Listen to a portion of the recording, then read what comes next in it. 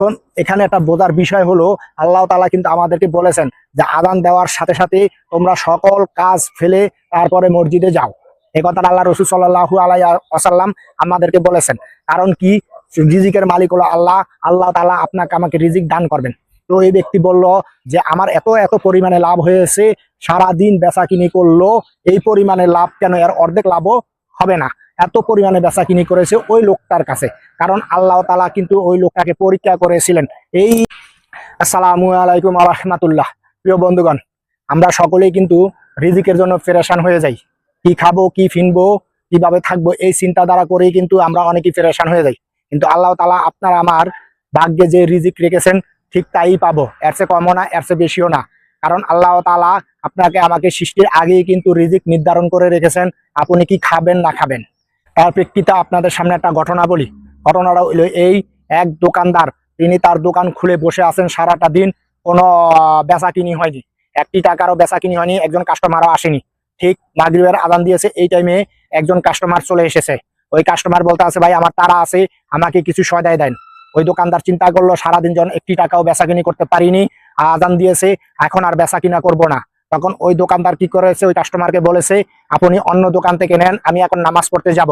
ওই দোকানদার অনেক রিকোয়েস্ট করেছে যে আপনি আমাকে কিছু সদাই দিয়ে যান, আমার তাড়া আছে, আমি চলে যাব। ওই দোকানদার বলল আমি আপনাকে এখন একটি টাকার সদাইও দিতে পারবো না, কারণটা হলো কি, এখন নামাজের সময় হয়েছে, আপনি অন্য দোকান থেকে নেন। ঠিক ওই ভাই কি করেছে, দোকান বন্ধ করে চলে গিয়েছে নামাজের জন্য। নামাজ পড়ে এসে আবার ওই দোকান খুলেছে। খোলার পরে ওই যে ব্যক্তি যে সদাই নিতে এসেছে, মাল সামানা নিতে এসেছে, ঠিক ওই ব্যক্তি ঘুরে ফিরে ওই দোকানে চলে এসেছে। দোকানে আসার পরে বলতে আছে, ভাই আমি আবার এসেছি, আমাকে কিছু সদাই দেন। তখন ওই দোকানদার বলল, কেন আপনি অন্য দোকানে যাননি? হয় না, আমি অন্য দোকানে গিয়েছি কিন্তু আমার মনের মতো হয়নি, তাই আপনার দোকানে চলে এসেছি, আপনার কি কি সদাই লাগবে দেন। তখন ওই ব্যক্তি সব সদাইয়ের কথা, সব মাল সামানার কথা বলেছে। বলার পরে কি করেছে, ওই দোকানদার দিয়েছে এত এত পরিমাণে সদাই, মাল সামানা সদাই নিয়েছে, যাতে করে সারাদিন যে বেচে যে ইনকাম হতো তার চাইতে 3 গুণ বেশি তার ওই বেচা কিনিতে লাভ হয়েছে। এখন এখানে একটা বোঝার বিষয় হলো আল্লাহ তাআলা কিন্তু আমাদেরকে বলেছেন যে আযান দেওয়ার সাথে সাথে তোমরা সকল কাজ ফেলে তারপরে মসজিদে যাও। এই কথাটা আল্লাহ রাসূল সাল্লাল্লাহু আলাইহি ওয়াসাল্লাম আমাদেরকে বলেছেন। কারণ কি, রিজিকের মালিক হলো আল্লাহ। আল্লাহ তাআলা আপনাকে আমাকে রিজিক দান করবেন। তো এই ব্যক্তি বলল যে আমার এত এত পরিমাণে লাভ হয়েছে, সারাদিন বেচা কিনি করলো, এই পরিমাণে লাভ কেন, এর অর্ধেক লাভও হবে না। এত পরিমাণে বেচা কিনি করেছে ওই লোকটার কাছে, কারণ আল্লাহ তাআলা কিন্তু ওই লোকটাকে পরীক্ষা করেছিলেন এই সারাদিন বসিয়ে রেখে মাগরিবের টাইমে একজন কাস্টমার দিয়ে। আমরা অনেকেই জানি এবং দেখি এই বিষয়টা, যে সারাদিন বেচা কিনি করে এবং কি সারাদিন অনেকে বেচা কিনি করতে পারে না, কিন্তু আযানের টাইমে কাস্টমার চলে আসে। দোকানে দেখা যাচ্ছে আযানের টাইমে কাস্টমারের অভাব হয় না, কিন্তু সারাদিন বসে থাকা লাগে।